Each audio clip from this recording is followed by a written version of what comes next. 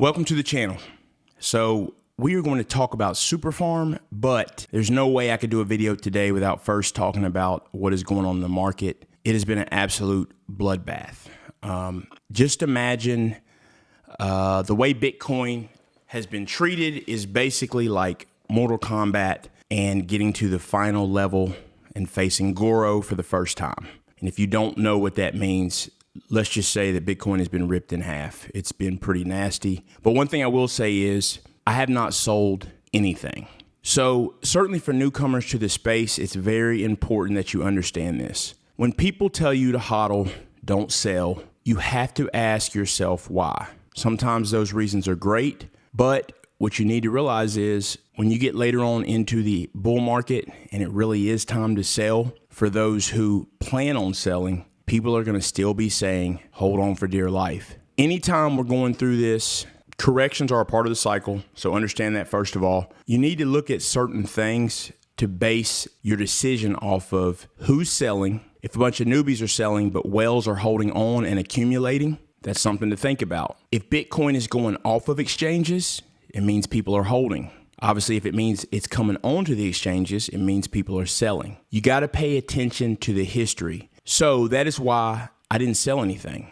The history of the charts shows me that the bull run is not over. So whether this time it was China banning Bitcoin again, and we've been through this before, or many people think it was Elon Musk, I personally don't think it's Elon Musk. You could have looked at the chart and saw that a retracement was possible to come. I do think that Elon's words have made it worse. So I do think that played somewhat of a factor, but you got to pay attention to history. So I just want to make sure to let you know that you should base your decisions off some sort of history, not just selling on a whim, because many people have sold and guess what? They're buying back in higher right now. That is not how you win in this market. Now remember, I'm not a financial advisor, so you do need to seek the help of a professional before you invest in anything. But those who want to make it to the pinnacle of this mountain, it's going to be some treacherous terrain that you're going to have to cross. And that's exactly how it was in the previous bull run. It is never easy street all the way up to the top. So I just wanted to make sure to point that out. And when you do think about, should I sell, should I hold, pay attention to certain metrics. I'd be certainly happy to do a video on that, pointing out those different things and where you can find these different metrics.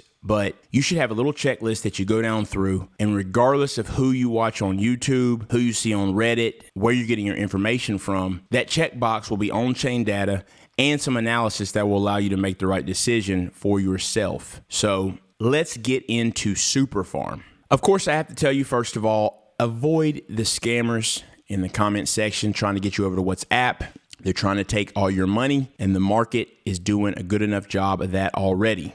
Let's face it. Many people are going to leave this bull market empty-handed, dreams crushed, and they're going to have to hit the restart button. If you'd like to stay up to date on new projects and you'd like to get price predictions of different cryptos throughout this bull market, hit that subscribe button and I will be bringing that to you. Also, hit the like button. It's always much appreciated, and hit the bell for notification. Now, for today's video, and as far as Superfarm, I'm going to explain what Superfarm is, how it works, and where it is potentially headed. You ever try to get someone involved in crypto, you're explaining to them all about it, whether you start off with Bitcoin or Ethereum, Cardano, doesn't really matter which one you start off with, or just some other tokens farther down the line, and you explain it to them, and then they say, yeah, but what's the token actually for? The truth is, many of us can't answer that question about certain tokens. And the reason for that is because a lot of these tokens simply lack utility. Now, it's easy to call every coin in the world a payment system.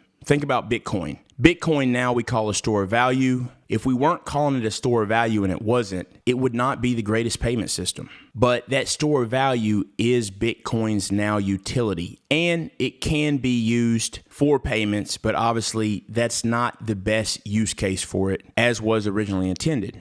But for all these coins like Ethereum, and that's why I mentioned that, and Cardano, and these base layer protocol coins, the thing about those are, as far as utility, you don't really have to explain the utility because their best function is smart contracts. And some of those smart contracts aren't launched yet, such as at the time of this video, Cardano, but it's coming. And smart contracts is a massive use case. and many other use cases will be built on top of that. So this isn't really about those base layer or layer ones, as you call them. This is about going deeper down the market cap ranks to those other coins where the use case is really abstract and the idea may be great, but you really have to ask yourself, what is the token actually for? Like, where in the process of the protocol does the token actually get use? And many different projects have an excuse, but frankly, it's not that great of one. For a base layer smart contract such as Ethereum, this really isn't a problem because on Ethereum, you can virtually do everything except for cook a hamburger and go bowling. And I just heard Vitalik is about to franchise an In-N-Out on the blockchain. So you can do everything now. So what if every single crypto could have great utility that made the token actually worth holding it, outside of the fact that you think it's going to revolutionize the world, just like the other 27 cryptos that came before it that do the exact same thing? Well, that is what Superfarm aims to do. So what is Superfarm?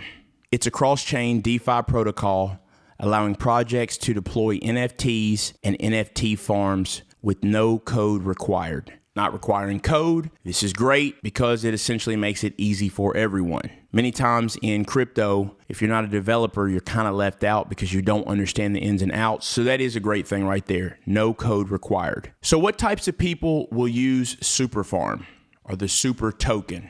The Superfarm platform allows any token community to leverage the power of NFT farming to drive community engagement and token demand. This method is extremely valuable and useful as many tokens lack utility. By providing an intuitive and code-free setup to launch an NFT farm, it will lower the barriers and also allow any coin to enjoy a new and flexible staking model. So check out this list really quick of what areas Superfarm will be associated with. NFT farms, NFT generation, video games, celebrities and games, influencers, and art. So as you can see, Superfarm is touching really across a broad area, and those areas are certainly places where a lot of excitement is coming to the space and is probably not going anywhere anytime soon. So I do like to see certain themes being touched as far as with different coins. So far, Superfarm does seem to be wanting to touch those various areas, and I think that's a great thing because it will draw attention to the Super Token. So Superfarm seems like it's all things tokenomics and NFTs wrapped into one with a user experience that is supposed to be like none other. So as a creator,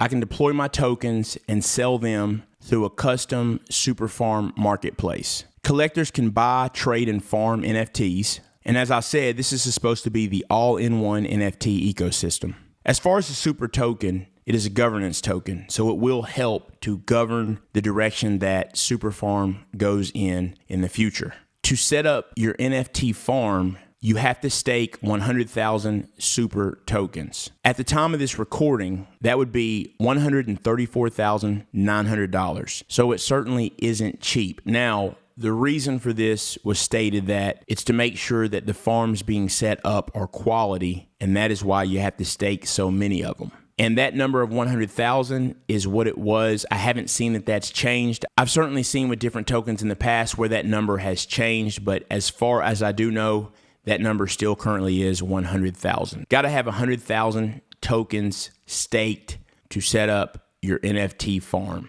So Superfarm is going to start out with gaming, which they will include NFT functionality within the gaming world. Now, here's something that's very important to take note of. The founder of Superfarm is Elliot Wayman.